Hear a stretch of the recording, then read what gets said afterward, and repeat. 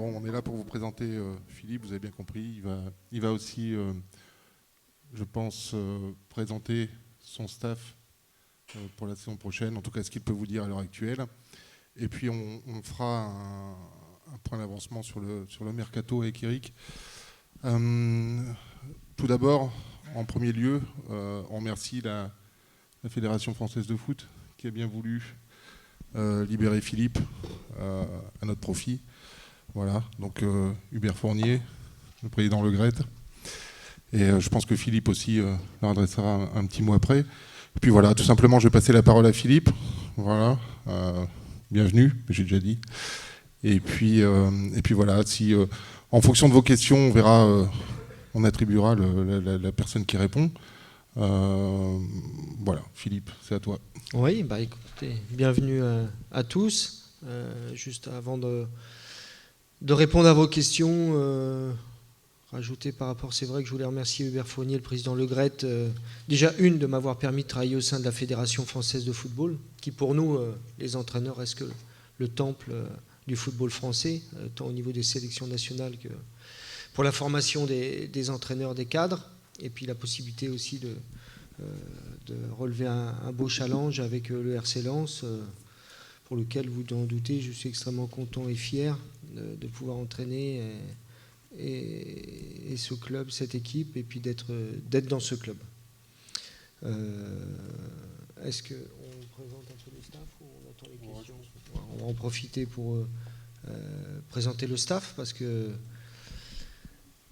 on demande aux joueurs d'avoir un travail d'équipe, et nous, on est forcément le staff. Moi, je suis très sensible sur ce travail d'équipe, et c'est la garde rapprochée, ceux qui vont m'aider à atteindre nos objectifs avec l'équipe et bien encadrer l'équipe.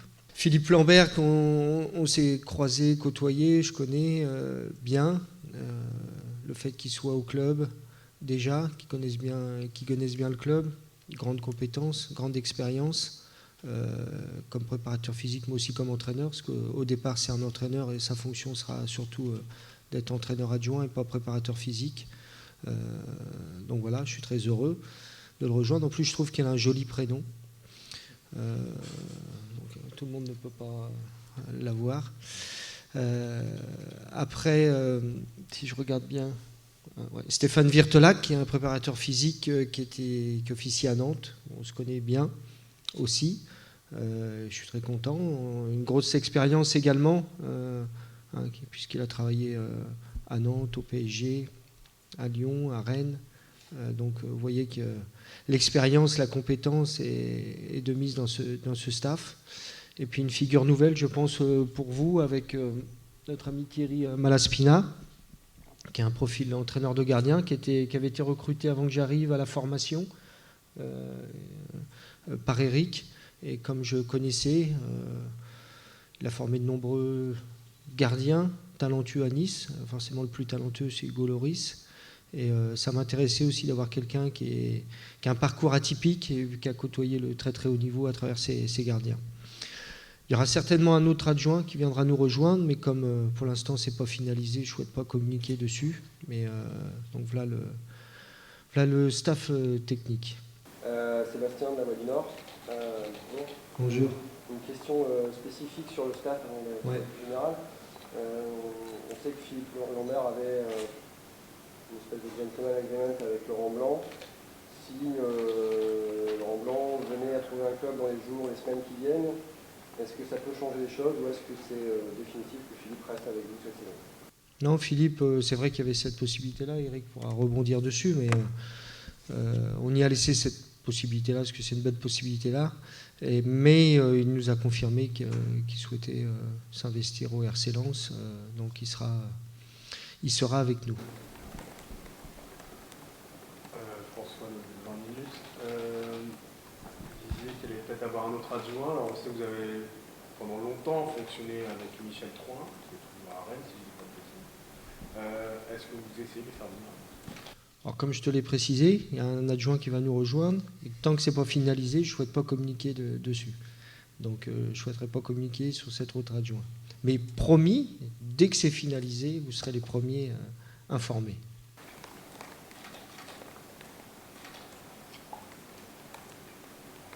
du FML de M6. Vous avez parlé de collectif et de l'importance d'atteindre les objectifs. Alors, très concrètement, pour la semaine prochaine, quel est l'objectif de l'équipe première de la Serie B? Étant donné qu'on ne peut pas atteindre tout de suite la Champions League, non, c'est une bonne question. Moi, j'aime pas trop les effets d'annonce, parce que je pense c'est facile de dire qu'on va faire ci, qu'on va tout casser, et moi c'est pas trop mon genre. Forcément, je pense que Lens retrouvera la Ligue 1. Quand? Ça, on ne sait pas. J'espère que ce sera avec moi, puisque j'ai 2 ans de contrat. On va tout faire forcément pour cette première année, mais on est conscient aussi, je suis conscient qu'on part de très loin. 15e, l'équipe a fini 15e, donc ça veut dire qu'on a 14 à passer. On connaît la difficulté de la division avec ceux qui descendent. La particularité d'ailleurs du FC Metz, qui est particulier parce qu'à chaque fois qu'ils descendent, ils remontent. Et donc ça ne fait plus qu'une place. Donc plutôt de fixer un objectif de dire on va vouloir monter, souvent l'objectif pour moi est une conséquence de ce qu'on va faire. Donc on va se concentrer sur donner un état d'esprit à cette équipe, donner un maximum de qualité, de valeur, et si on le mérite, on ira au bout. Donc on a 2 ans pour atteindre cet objectif-là. Si ça sourit la première année, ça sera très bien. Mais je ne veux pas faire d'effet d'annonce qui... Voilà. C'est pas trop mon genre, et je préfère... c'est mon grand-père qui disait « il faut mieux se fier à ce que font les gens qu'à ce qu'ils disent ». C'est toujours plus révélateur de ce qu'ils sont. Donc on va plutôt s'atteler à travailler, à faire, et puis en espérant que l'objectif soit plutôt une conséquence de ce qu'on fait. Est-ce que vous êtes venu ici avec des promesses par rapport au recrutement pour avoir un effectif meilleur que celui de l'année dernière? On espère toujours meilleur, Eric pourra rebondir dessus, mais au sujet de l'effectif, on sait très bien qu'on est dans un renouveau. Il y a beaucoup de joueurs. L'objectif pour moi, c'est quand même de réduire l'effectif avec une bonne composition de jeunes du centre, parce qu'il y a quand même une académie ici, un centre de formation très performant, des joueurs, je dirais, en devenir, à fort potentiel, et bien sûr quelques joueurs expérimentés, parce qu'on sait que cette division-là le nécessite. Et après, en fonction du budget du club, je pense qu'Arnaud, peut-être Eric en parleront, même si ce n'est pas l'objet. Voilà. Par contre, pour ce qui est Messi, tu m'as dit non. Pour ce qui est du Messi, non. Du Barcelone, non. Sauf Marcel Messi, mais ça c'est le charcutier de ça. Il m'a dit que lui il pouvait venir, mais ça ne nous intéresse pas. Non, le but c'est en fonction des moyens du club de trouver forcément les joueurs les plus appropriés à ce que je souhaite.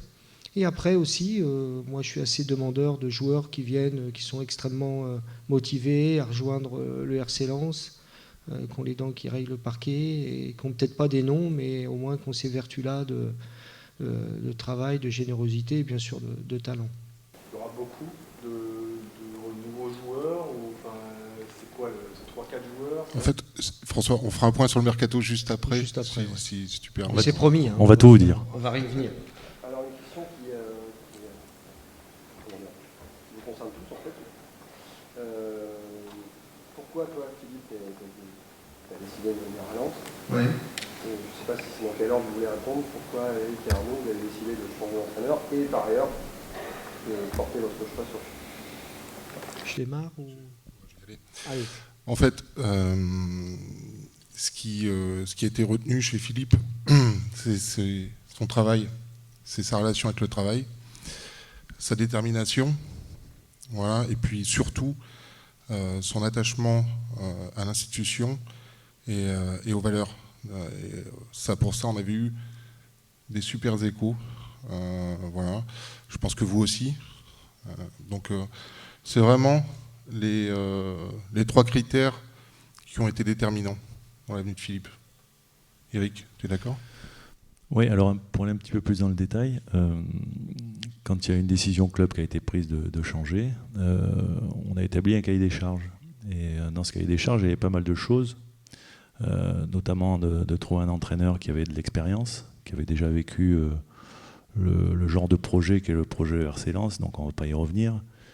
On connaît son parcours à Boulogne, qu'il a fait monter, je ne sais plus de quelle division, mais de CFA jusqu'en Ligue 1. Donc c'est quelqu'un qui a de l'expérience effectivement par rapport à ce projet qui est le nôtre, quelqu'un qui a de la personnalité, quelqu'un qui est un francophone, parce que je trouvais que pour nous c'était aussi important de trouver un entraîneur pas forcément français, mais en tous les cas quelqu'un qui pouvait communiquer, un bon communicant, et vous voyez qu'il l'est, quelqu'un qui connaisse et qui maîtrise l'environnement d'un club populaire, mais également de la région. Alors lui, il a été Boulogne, Valenciennes, donc c'est quelqu'un que je pense qui est attaché aux valeurs de...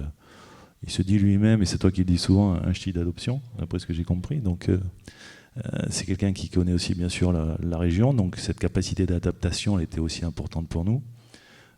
Qui pouvait s'inscrire dans le projet club et pas dans un projet personnel, parce que le projet club, c'est vrai que quand on l'a rencontré, on lui a rapidement, et il l'a dit notamment, expliqué que dans le projet club, ben, c'était évidemment le centre de formation au centre du projet club, donc c'était évident aussi de trouver un entraîneur qui avait la volonté de travailler avec les jeunes, donc d'avoir un projet sportif qui sera le sien bien sûr, un projet de jeu qui sera le sien bien sûr, mais qui pourra s'intégrer dans le projet club, dans le projet de vie aussi du club, donc tout ça c'était important. Et voilà, après avec des objectifs bien sûr, qui sont des objectifs avec beaucoup d'exigences, parce qu'il y a une forte volonté bien sûr de retrouver le plus haut niveau, mais comme il le dit lui-même, c'est pas forcément important de le dire, c'est de savoir ce qu'on va faire pour y arriver, quoi. Donc voilà, cette exigence du haut niveau, cette exigence quotidienne de pouvoir mettre le groupe et les joueurs à sa disposition dans les meilleures conditions pour atteindre les objectifs. Donc tout ce cahier des charges qu'on avait écrit, ben, on pouvait considérer que Philippe répondait pratiquement à tout, donc c'est assez naturellement que le choix s'est porté sur lui. Moi, ce qui a été... alors on va sortir de l'institution du club du RC Lens, pas en rajouter, c'est un club quand même emblématique du football français. On va parler des supporters, ils n'ont pas besoin de moi pour qu'on fasse sa réputation. Moi, il y a deux choses qui étaient importantes. Ce sont les valeurs. Alors, ça ne veut pas dire que dans d'autres clubs, il n'y en a pas. Mais on m'a tout de suite parlé de valeurs. Et moi, je pense que tout projet sportif, tout projet de jeu s'appuie d'abord sur des valeurs, après sur des compétences et après, bien sûr, sur de la qualité humaine.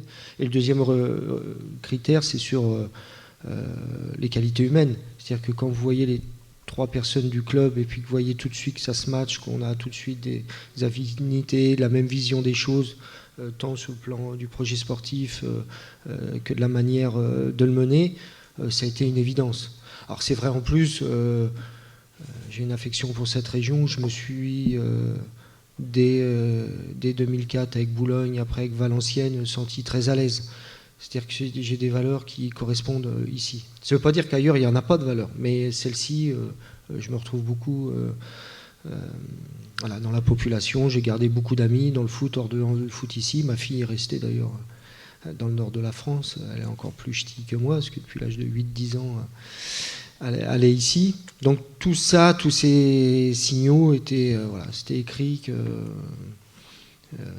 ce club-là, forcément, était fait pour moi.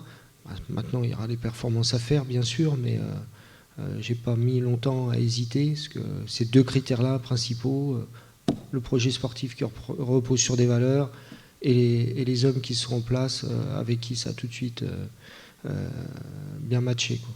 Qu'est-ce qui explique aussi le fait de vous revoir en Ligue 2, alors qu'on a quand même eu un sacré parcours depuis Boulogne?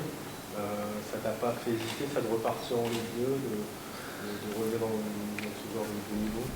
Non, bon, déjà la Ligue 2, c'est une division de plus en plus relevée et d'un haut niveau.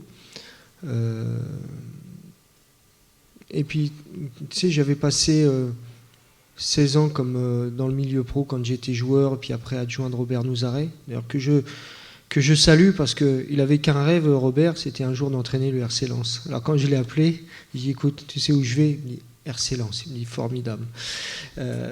Donc quand j'avais commencé, j'étais pendant 16 ans dans le milieu pro, et après je suis redescendu au milieu amateur en CFA Boulogne. Et j'ai vu cette question-là, mais il me dit putain, tu as la possibilité de continuer adjoint au niveau pro et tout, mais il y a des choses que vous sentez, des challenges, souvent c'est une aventure humaine, vous sentez bien les hommes, vous sentez aussi le potentiel bien sûr.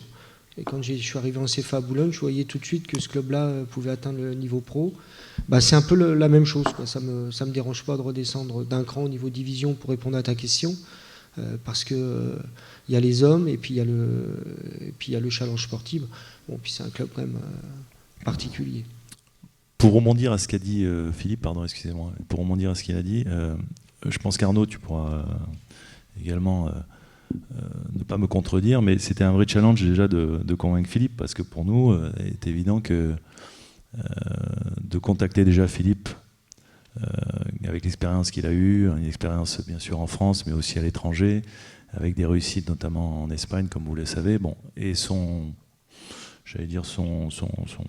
parcours, son CV, c'était pas forcément évident qu'il puisse accepter ce challenge-là. Donc c'était déjà un gros challenge pour nous de pouvoir le convaincre. Ça n'a pas été trop difficile non plus. Non. Et je dois dire que voilà, c'était déjà une belle satisfaction. Ce que je dois dire aussi, c'est qu'il y a eu d'autres entraîneurs qui ont été contactés et des entraîneurs de haut niveau également, et que tout le monde était intéressé par le projet du RC Lens, quoi qu'il arrive, et que personne, au premier coup de fil, nous a dit non. Donc c'est vrai que c'était aussi une belle satisfaction. Maintenant, notre choix, il a été toujours celui de Philippe, et aujourd'hui, on a été très content de pouvoir arriver au bout de cette première prise de contact. Anaïs, France 3, vous avez parlé des objectifs sportifs, mais j'imagine qu'il y en a d'autres. L'année dernière, il y a eu cette saison, il y a eu une fracture avec les supporters. J'imagine que vous en avez conscience, c'est aussi qu'il va falloir les reconquérir. Ouais, mais on ne pourra que les reconquérir, je pense, par notre attitude. Il faut qu'on arrive à donner, il faut que j'arrive à donner avec moi et mon staff un état d'esprit à cette équipe qui corresponde aux valeurs du club, des supporters. Et avant de parler de jeu, on va parler de générosité, on va parler de travail, on va parler d'humilité, parce qu'ici c'est une terre qui est humble. Donc voilà. Et si on arrive et j'espère, on va tout faire pour donner cet état d'esprit-là, naturellement, les supporters se rapprocheront de nous, parce que eux, c'est ce qu'ils veulent voir, des joueurs qui mouillent le maillot, qui mettent le bleu de chauffe, parce que c'est la culture ici, c'est ces valeurs-là. Et ça a orienté beaucoup, d'ailleurs, on en parlera à la fin de ce point presse sur le mercato, de trouver d'abord des hommes et des valeurs. Et après, bien sûr, du talent, de la qualité technique. Mais ici, vous êtes obligé d'avoir un certain état d'esprit. Et si j'arrive à avoir un groupe comme ça, à 90, 100%, et je l'espère, avec cette mentalité-là, je pense normalement les supporters se reconnaîtront dans l'équipe. Mais c'est à nous de faire les efforts. C'est pas à moi de dire aux supporters, il faut que... Non, c'est à nous de montrer encore l'état d'esprit qu'on veut impliquer à cette équipe et qui ressemble à l'ADN du club. Ça fait longtemps que tu ne m'as pas vu, hein, tu me poses beaucoup de questions. Je vois que je t'ai manqué. Comment tu as vécu ces dernières années où ça s'est mal terminé à Rennes, une expérience compliquée à Nottingham Forest? Dans la carrière d'un entraîneur, comment on vit ces périodes? Et est-ce que tu as remis en question, comment ça s'est passé? Alors ouais, c'est vrai. Alors, Rennes, c'est un peu bizarre. Parce que quand je pars de Rennes, on est 5e à 3 points du podium. Je pense que ce n'est pas insultant pour Rennes d'être 5e à 3 points du podium. Surtout que mon remplaçant a fini 8e à 13 points du podium. Mais c'est le foot, ainsi est fait. Mais c'est vrai que c'est la première fois en 16 ans de carrière que je me retrouvais remercié par un club. Donc ça secoue toujours. Mais comme tous mes collègues expérimentés m'ont dit que pour être un très grand entraîneur, il faut au moins avoir été viré une fois, j'ai dit peut-être je peux commencer à postuler à devenir un grand entraîneur. Après Nottingham, c'était une aventure formidable. Mais compliquée parce que, et c'est là où je vais faire le rapprochement un peu avec le RC Lens.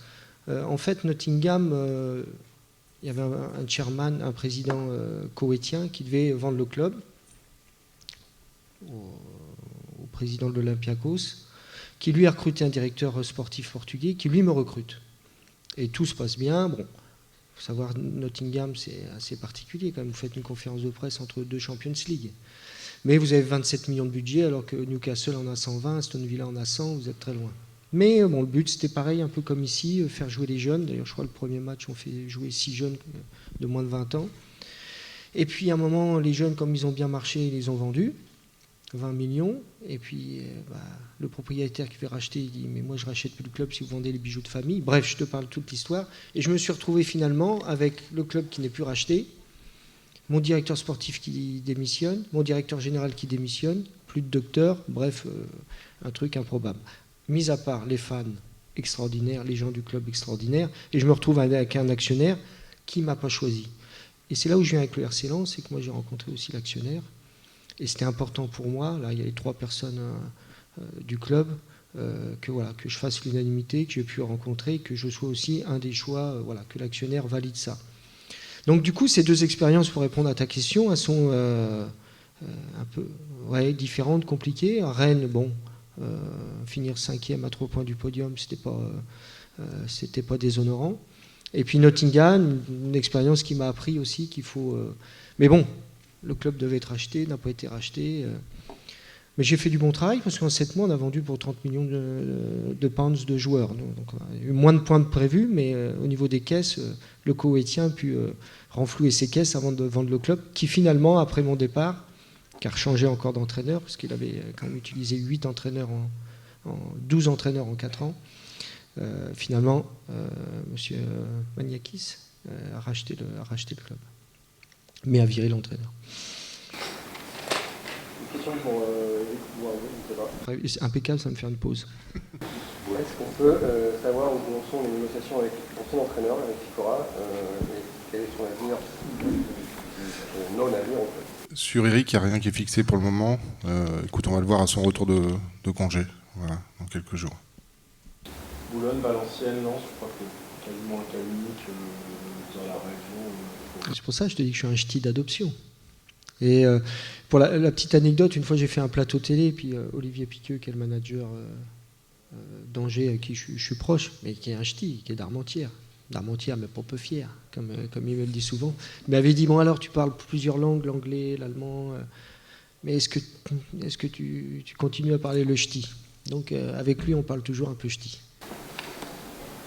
Philippe, est-ce qu'on peut savoir en détail le programme de préparation que tu as fixé? Ouais, c'était déjà fixé. Alors déjà, ça avait été déjà fait en amont, ça prouve le sérieux du club, parce que les matchs amicaux, il faut les bloquer, les stages, il faut les bloquer, et si vous attendez au dernier moment, même le nouvel entraîneur, donc il y avait des choses de fait, donc on va commencer ici à la Gaillette par les tests médicaux, et puis un peu d'entraînement, puis on ira au Touquet. Je ne serai pas très loin de chez moi, j'habitais à Ardelot-Plage, à retrouver la Côte d'Opale, pour un stage, après on reviendra à la Gaillette, et on fera un stage à Chambon-sur-Lignon. Un petit clin d'œil aussi, parce que quand je jouais à Saint-Étienne, on avait fait un stage à Chambon-sur-Lignon, qui avait permis de faire une belle saison à Saint-Étienne, parce qu'on était promu, on avait fini 6e, donc j'espère que c'est de bon augure. Puis ça me fera surtout plaisir de retrouver la personne qui tient l'hôtel, Guillaume, on ne s'est pas vu depuis 2000, donc voilà. Voilà en gros le programme, plus des matchs amicaux qui vous seront communiqués. Je n'ai pas les dates précises en tête, mais quelques matchs amicaux bien sûr de programme. Compris le 18, c'est ça? Le 18, ouais. Philippe, pardon, Christophe de Lens.com, pour les gens qui ne connaissent pas trop en tant qu'entraîneur sur le plan du jeu, ouais. Est-ce qu'il y a une philosophie, Philippe Montagnier, je ne sais pas, quelque chose qui vous caractérise? Je pense qu'on a tous un projet de jeu. Après, il va falloir s'adapter à la division, parce que je pense que voilà, je ne vais pas entraîner de la même manière le RC Lens en Ligue 2 française que la Real Sociedad en Liga ou Nottingham dans le Championship. Ce qui va être important, c'est, alors forcément j'ai une idée, on a ces idées, ces principes défensifs et offensifs, mais il va falloir voir l'effectif que l'on conçoit. Et j'ai bien aimé la réflexion de Carlo Ancelotti, grand entraîneur, qui disait que dans le projet de jeu, ça devait être un costume sur mesure, c'est-à-dire vraiment de l'adapter aux caractéristiques, aux talents des joueurs. Donc c'est pour ça que je ne donnerai pas trop de précision. Mais bon, je sais aussi l'ADN du RC Lens, c'est quand même le jeu vers l'avant, et il va falloir qu'on soit aussi extrêmement généreux, solidaire, et qu'on arrive à produire ce jeu-là qui a fait la force du RC Lens dans le passé. Là, on est dans le présent, mais je pense qu'il y a quelques paramètres à prendre en compte avant de déterminer vraiment le projet de jeu. Mais avant, ça sera un projet de vie, et ça va être important. Je sais qu'on va parler de recrutement, mais c'est une question. Comment ça fonctionne notamment avec toi? Quelles sont tes prérogatives en termes de construction de l'effectif? Le fonctionnement est, comme avait proposé Arnaud et Eric, et qui me convient bien, collégial. Vous imaginez bien qu'il est difficile pour moi d'imposer un joueur, parce que c'est un contrat. Et puis si moi j'amène avec un joueur, puis que Eric le sent pas, ou que c'est compliqué. Et inversement, pareil. Si Eric m'impose un joueur et puis que j'aime pas, on va le payer, il va rester sur le banc. Donc vraiment, et dès qu'on se retrouve aligné sur un profil ou sur un joueur, voilà. Mais comme on n'est pas 36 à décider, ça reste assez très simple et très pragmatique. Je te passe la parole, Eric, si tu veux me contredire. Ou... J'ai envie de dire pas mieux, hein. Je ne peux pas dire mieux. Donc il est évident que tout est résumé dans ce qu'a dit Philippe. À un moment donné, c'est vrai que il y a un fonctionnement club qui travaille. Et moi, depuis que je suis arrivé, donc le 1er octobre, ça fait déjà quelques mois que je travaille sur ce mercato qui s'annonce. Donc, et je ne travaille pas tout seul. J'ai une cellule de recrutement avec moi, des garçons qui sont attachés au club, qui sont là depuis de longues années. C'est un travail collégial. C'est un travail qui a été fait en amont. C'est un travail qui a été initié au départ avec Eric Sicora. Il y a un travail qui est aujourd'hui qui se continue avec Philippe, bien sûr. Donc il est évident qu'il y a eu des choses et des profils qui ont été identifiés. Et puis on échange. Et puis quand on se retrouve, on avance tout simplement. Mais je pense qu'on rentrera un petit peu dans le détail des premières orientations assez rapidement. Là. En fait, moi, ce qui me plaît, c'est, et vous l'avez bien compris, c'est le travail d'équipe. Mais pas seulement avec mon équipe, avec mon staff, avec le club. Moi, je suis venu au football, par la passion, comme beaucoup, la passion du jeu, mais surtout le partage. On a envie de jouer avec les copains dans la cour d'école, on n'a pas envie de jouer tout seul. Donc moi, je suis très attaché à ce travail collectif, que ce soit avec mes joueurs, que ce soit avec mon staff, ou que ce soit avec la direction du club. Et tout le monde est important. J'ai croisé les femmes de ménage, voilà, ce sont des gens importants pour le club. Parce que moi, j'aime bien que tout soit propre, nickel. Grâce à elles, quand je vais dans les endroits, c'est propre, ça sent bon et on peut bien travailler. Donc cette notion collective est importante et elle l'est aussi pour le recrutement. Il n'y a aucun intérêt, comme il l'a dit, d'imposer des joueurs, parce que ça serait à l'encontre de l'institution RC Lens si on fait venir des joueurs que l'entraîneur n'a pas envie de faire jouer. Et inversement, il n'y a aucun intérêt non plus pour Philippe d'imposer des joueurs. Donc c'est un travail, comme il l'a dit, c'est un travail collégial. Et je pense que pour l'instant, on est assez aligné sur pas mal de choses. Donc c'est plutôt encourageant pour la suite. Ça fonctionne plutôt, c'est toi Eric qui propose des joueurs ou ça peut être vraiment... Comme je dis, hein, dans les premières réunions qu'on a fait, parce qu'on a déjà fait au moins une bonne dizaine déjà, j'ai dit, tu peux être force de proposition, bien sûr. Et puis lui, il a son expérience, il a travaillé aussi avec d'autres joueurs, forcément. Et il en connaît, et puis il pense peut-être à des joueurs auxquels on n'a pas pensé, parce qu'à un moment donné, on se dit, c'est pas possible pour nous. Donc ça peut être effectivement, c'est un échange qui va dans les deux sens. Ouais. C'est vrai que j'aime pas imposer les choses, j'aime bien aussi que ça soit des deux côtés. Un peu à l'image de Philippe, moi j'aime pas trop parler, je préfère agir. Donc je suis un petit peu aujourd'hui dans une période où effectivement il y a beaucoup de travail, il y a beaucoup d'échanges, bien sûr, il y a pratiquement maintenant plus d'agents que de joueurs de football eux-mêmes, donc je vais vous dire, c'est pour vous dire que les journées sont bien longues, mais donc on travaille, et dans le travail, et dans ce travail préparatoire du mercato, pour vous l'expliquer, on l'a travaillé déjà depuis plusieurs mois, et on a organisé, pour vous donner les grandes lignes du mercato, l'idée générale, c'était déjà d'améliorer forcément la qualité de l'effectif pour atteindre nos objectifs. Je crois que personne a perdu de vue que peut-être notre effectif de la saison précédente n'était pas taillé pour les objectifs qui étaient les nôtres. Et la deuxième idée générale de ce mercato-là, c'était aussi de démarrer la préparation estivale pour Philippe avec la base de son équipe, ce qui n'est pas non plus facile à faire. Mais c'était déjà les deux grandes idées. Par rapport à ces objectifs-là, c'était déjà de mettre en place un cahier des charges. Alors bon, ça fait déjà 2 fois que j'emploie ce mot-là, vous dites, il fait que des cahiers des charges, Eric Roy. C'était sur l'entraîneur, mais je trouve que c'est important d'écrire les choses à un moment donné. Et là, c'était sur les joueurs, et notamment sur notre groupe et sur notre effectif.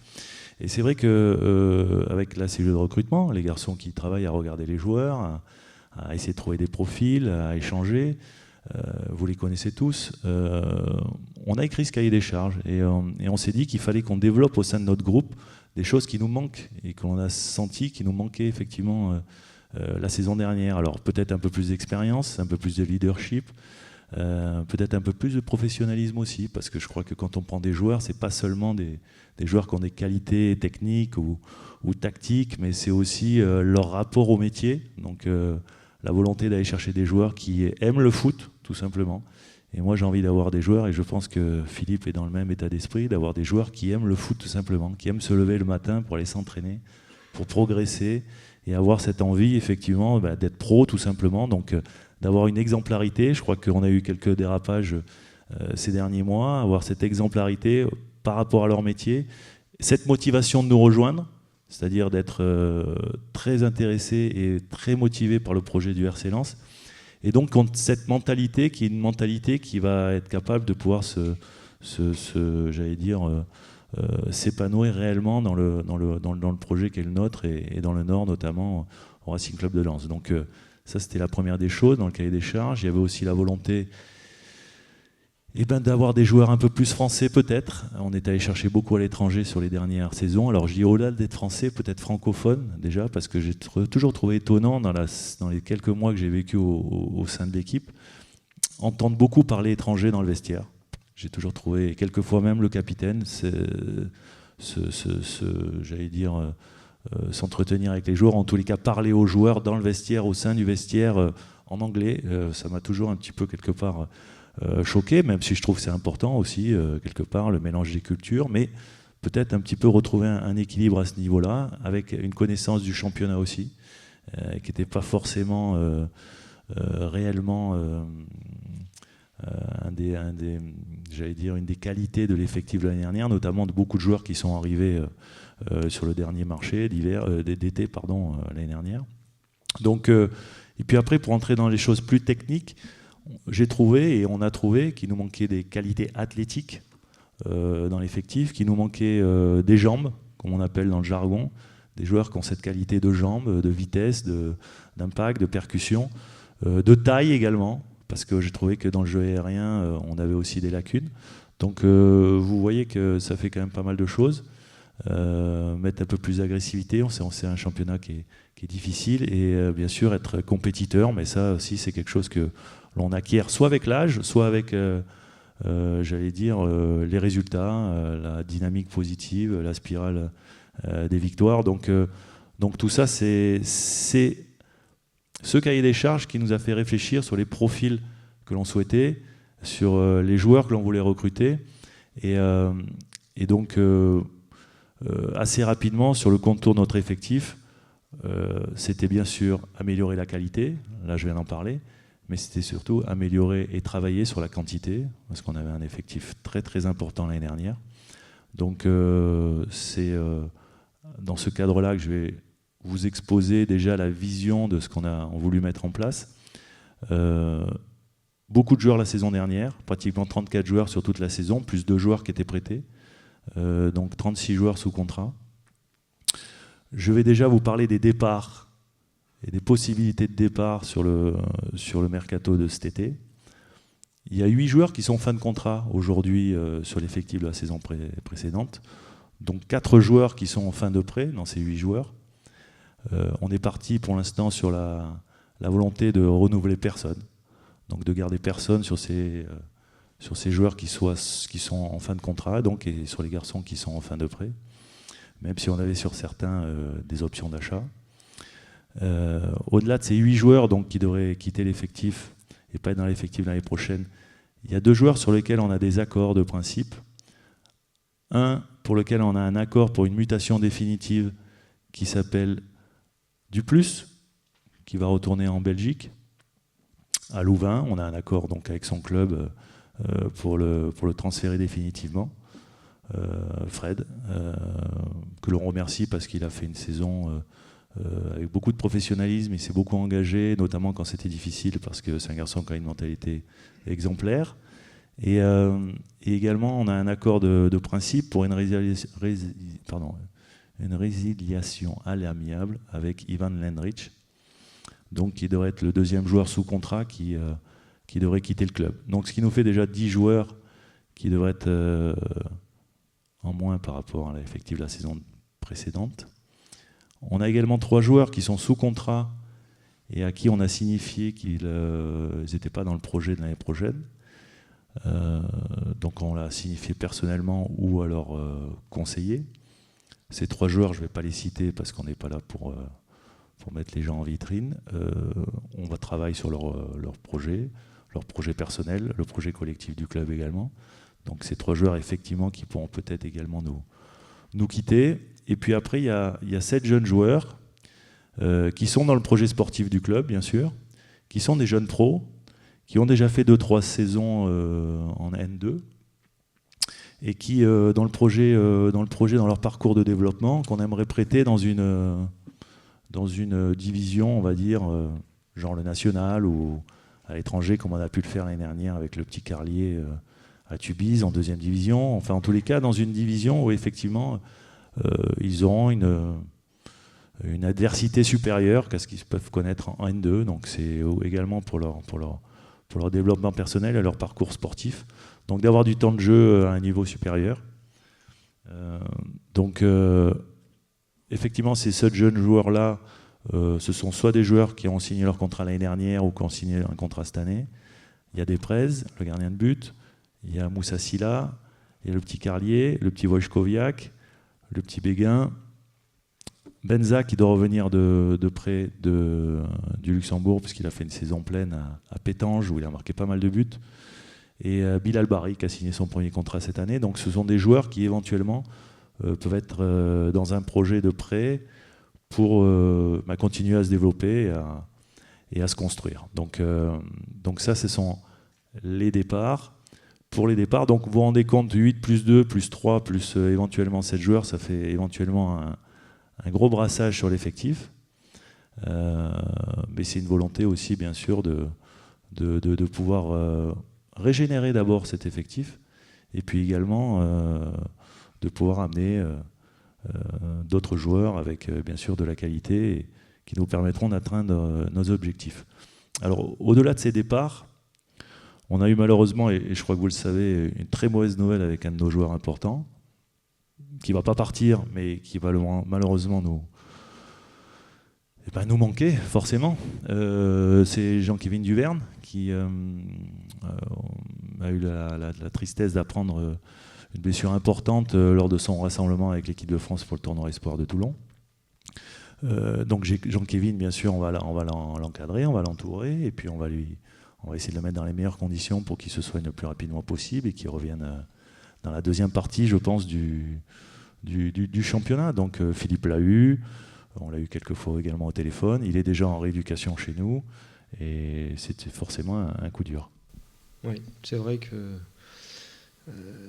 c'est fait partie des jeunes à fort potentiel dont je souhaitais m'appuyer, mais bon, le foot est ainsi fait. Les croisés, c'est pas non plus, voilà, mais c'est un peu long. Les 6 premiers mois, on va bien s'en occuper et il nous reviendra certainement plus fort. Mais c'est vrai que c'était quelque chose qui était, comme toute blessure, qui se programme pas, et on verra pour trouver une solution. Dans la première partie, on a parlé des départs. Maintenant, je pense que ce qui vous intéresse, c'est éventuellement quel joueur. Je suis pas sûr, Eric, qu'il soit intéressé par les arrivées. On va arrêter alors. Bon, messieurs, merci. Vous êtes prêts ? Vous n'êtes pas limité en nombre de prêts En nombre de prêts, on est limité alors à 7 en France, je crois. Et libre à l'étranger. Et un peu plus libre à l'étranger. Donc là, on parlait éventuellement au maximum de 7 joueurs prêtés. Maintenant, ça dépendra aussi de la reprise. Ils seront tous à la reprise avec Philippe. S'il y en a un qui, du coup, explose tout à la reprise, tout est ouvert. Aucun de ceux-là, pour l'instant, Alors, aucun de ceux-là, pour l'instant, officiellement, on a trouvé un point de chute. Il y en a quelques-uns, quand même, qui sont assez courtisés, notamment Guillaume Béguin, qui a quelques clubs qui souhaiteraient l'avoir en prêt. Donc voilà, donc effectivement, ça va être notre travail sur les prochaines semaines. Eric, juste une précision sur les 2 joueurs prêtés avec option que vous ne gardez pas, c'est bien Gazbak et Souleymane Diarra. En fait, il y a 4 joueurs qui sont prêtés avec. Il y a 4 joueurs qui sont prêtés en fin de prêt. Il y a Brice Jadjedje, il y a Alex Gersbach, il y a Karim Hafez. Et je suis en train de chercher le 4e. Non. Je vais vous dire non. Pourquoi ? Parce que Diarra, ça fait déjà un petit moment qu'on a communiqué. on a levé l'option. Donc Diarra, on a effectivement levé l'option depuis un petit moment. Et le 4e, c'est Clément Chantôme, voilà, qui est en fin de prêt et qui va donc retourner à Rennes. Voilà. Alors, aujourd'hui, c'est vrai que si on considère que de tous les joueurs dont on a parti qui pouvaient partir potentiellement, il nous reste à peu près une quinzaine de joueurs, qui est un petit peu la base de l'équipe sur laquelle on aimerait travailler la saison prochaine. Alors 14, parce que du coup, avec JK, c'est vrai que ça va être compliqué pour l'avoir le 18, même si on pense qu'il est jeune et qu'il a une bonne capacité de récupération, mais ça va être compliqué pour le 18. Donc voilà, 14, 15 joueurs. Il y a des jeunes qui ont signé leur premier contrat pro et qui vont signer leur premier contrat pro, comme Simon Nsana, comme Benjamin Gomel également, donc qui seront dans l'effectif à la reprise. Et Tchèque Doucouré, qui était déjà avec nous depuis le mois de janvier, depuis le mercato d'hiver. Donc ce sont les jeunes joueurs qui seront également dans l'effectif. Donc effectivement, ça fait une quinzaine de joueurs sur lesquels on peut s'appuyer. Mais après, il faut être conscient aussi d'une chose, c'est qu'on a parlé des départs avant, c'est qu'il y a des départs des fois souhaités, et puis des fois il y a des départs qui ne sont pas forcément souhaités. Et puis c'est marrant, mais souvent ceux que nous on veut garder, c'est ceux qu'on veut nous prendre. Je ne sais pas pourquoi, c'est des choses un petit peu bizarres. Et puis des fois ceux qu'on veut faire partir, on ne se bouscule pas non plus au portillon. Donc sur ces 15 joueurs, il peut y avoir effectivement d'autres départs, quoi. Donc voilà. On a un accord de principe qu'on a trouvé avec 4 joueurs et avec leur club. Parce que c'est ça qui est important, parce que ce sont 4 joueurs qui sont effectivement sous contrat avec leur club.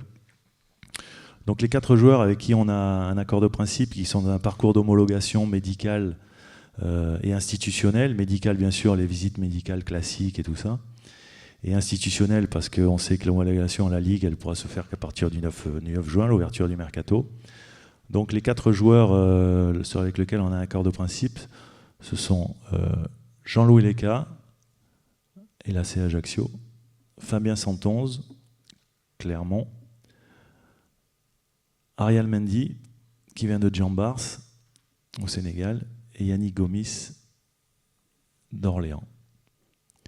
Un petit peu plus dans le détail, Jean-Louis Leca, bien sûr, vous le connaissez, gardien de but. Fabien Santonze, qui est un joueur de couloir, latéral droit ou qui peut jouer un peu plus haut, et Ariel Mendy qui est un latéral gauche, donc qui vient de l'académie de Djambars, cher à un de vos anciens joueurs, et Yannick Gomis qui est un attaquant d'Orléans. Donc ce sont les 4 premiers joueurs sur lesquels on a un accord de principe et que l'on va contractualiser assez rapidement. Ce qui était important, c'était aussi de faire comprendre qu'on avait besoin de prendre des joueurs sans attendre que d'autres sortent. Pourquoi ? Parce que ces 4 joueurs dont on vous parle, c'était des premiers choix pour nous, au poste. C'était des garçons qui étaient importants dans la construction de notre effectif. Et c'est vrai que si on doit attendre, comme certains clubs doivent le faire, attendre de faire partir des joueurs pour éventuellement recruter, des fois, quand vous avez fait partir vos joueurs, les joueurs que vous voulez prendre, ils sont partis ailleurs. Donc il y avait une vraie volonté du club, et là on voit l'ambition du club, et quelque part que l'on travaille avec un confort de travail aussi. Donc merci au directeur général, merci à l'actionnaire. Non. Donc, tout à fait. De rien. Donc effectivement, c'est notre volonté, c'est de maintenant se pencher sur le profil d'un défenseur central droit, puisque avec la blessure de JK, c'est vrai que ça devient problématique. Et peut-être d'un joueur devant la défense. On va dire que ce sont les 2 postes qui aujourd'hui on a une nécessité, et peut-être un attaquant supplémentaire d'axe. Donc voilà, les 3 postes sur lesquels on travaille. Après, pour d'autres joueurs, je pense que ça sera dépendant effectivement des départs et des ventes. Alors, il y en a un, je ne peux pas parler, c'est sur le petit Mendy, parce que je ne le connais pas, mais il fait partie des jeunes. Et comme j'avais eu une bonne expérience avec mon directeur sportif à Valenciennes, qui m'avait mis un joueur africain qui venait d'une petite académie, Vincent Aboubacar, que je ne connaissais pas, puis il me dit quand même, fais-moi confiance. Donc maintenant, je fais confiance, notamment sur des jeunes comme ça en devenir. Ça peut être que des bonnes surprises. L'Académie, Jean-Louis Lec, j'ai travaillé avec à Valenciennes, même s'il n'était pas... Avec l'accent. Avec l'accent Lec, oui, j'ai habité 3 ans en Corse. Jean-Louis était pas le numéro 1, c'est Nico Pento. Mais j'ai toujours suivi ce garçon-là parce que c'était un quelqu'un de très important dans le vestiaire, très investi, très impliqué, extrêmement professionnel. Il fait partie de ces joueurs qui arrivent, par son exemplarité, son discours, à véhiculer une vraie culture du travail, d'exigence. Et il faut avouer aussi qu'après, il a pris son envol et il a été extrêmement performant à Bastia et cette année à Ajaccio. Donc moi je pense qu'on a besoin aussi dans nos gardiens, d'un gardien d'expérience, et il avait tout à fait ce profil-là. À Fabien 111, c'est le joueur, comme je vous disais, à fort potentiel, qui connaît bien la Ligue 2, qui n'a qu'une envie, c'est de jouer pour le RC Lens et venir au RC Lens. Donc ça, c'est important aussi. On a beaucoup axé sur les valeurs humaines, sur cette détermination, cette volonté de porter le maillot. C'est un latéral moderne, extrêmement rapide, avec beaucoup d'engagement et beaucoup d'activités. Et puis Gomis, c'est l'attaquant qui a un vrai profil complet, qui peut jouer, qui est très bon dans le jeu d'appel, qui est très bon aussi dos au but, qui est très généreux dans le pressing. On parlait donner un état d'esprit à cette équipe sur la générosité, la solidarité. Donc ces joueurs-là ont ces 2 critères-là, humaines, parce qu'on va d'abord vivre une aventure humaine, et je mets les 2 critères sur le même tableau. Et puis après, les critères footballistiques qui correspondaient avec Eric, on s'est vite retrouvé sur ces profils de joueurs-là. Et la bonne nouvelle, c'est que quand on discute des profils et qui présentent ces noms-là, puis qui coïncident à ceux que j'avais, c'est l'idéal. Donc c'est des joueurs vraiment voulus par le club, par l'entraîneur, et je suis satisfait de ça. Zvetinovic. Alors Zvetinovic est sous contrat, il fait partie du projet 2018-2019, donc pour Dusan, il n'y a pas de débat. Après, il fait partie des joueurs effectivement qui peuvent être sollicités par d'autres clubs, mais à l'instar des 14 autres dans notre effectif qui sont dans le projet de cette saison. Est-ce que l'arrivée de Jean-Louis Leca fait que, par vaste temps, Jérémy Vachou ne fait plus partie du projet? Moi, je pense qu'il est important d'avoir... je pense que Jérémy Vachot est l'avenir du club. On est dans le présent. Mais je pense qu'il y a besoin d'avoir, dans l'effectif, avec les objectifs, 3 bons gardiens. 3 bons gardiens. Et avec... alors, le fait d'avoir un gardien expérimenté avec 2 jeunes me paraît la meilleure composition. Et moi, il me paraît important d'essayer de remplir le cahier des charges là, que mon entraîneur m'a donné, c'est-à-dire effectivement d'avoir à ce poste-là, qui est un poste vraiment très très important, de la qualité, parce que c'est vrai que Jérémy a montré beaucoup de qualité la saison dernière, sans oublier aussi les qualités de Valentin Bellon, que l'on a prolongé il y a quelques semaines maintenant, de 3 saisons. Donc Valentin, Jérémy, c'est un petit peu la mémoire du club sur ces jeunes gardiens, puisque ça fait un petit moment qu'ils sont là. Maintenant, il est évident qu'on discutera avec lui de la suite. S'il veut avoir du temps de jeu garanti, et aujourd'hui, je pense que Philippe est incapable de garantir du temps de jeu à qui que ce soit, de toute façon. Personne. Eric, je reviens sur le poste de gardien, quid du coup de Nicolas Douchez, qui avait encore 1 an. Alors, Nicolas Douchez, c'est un petit peu compliqué cette histoire. En réalité, il avait 1 an, mais il était en fin de contrat. Ne demandez pas pourquoi, mais donc Nicolas Douchez va nous quitter. Donc effectivement, il fait partie des 8 qui pour moi étaient en fin de contrat. Donc effectivement, Nico n'est plus dans l'effectif.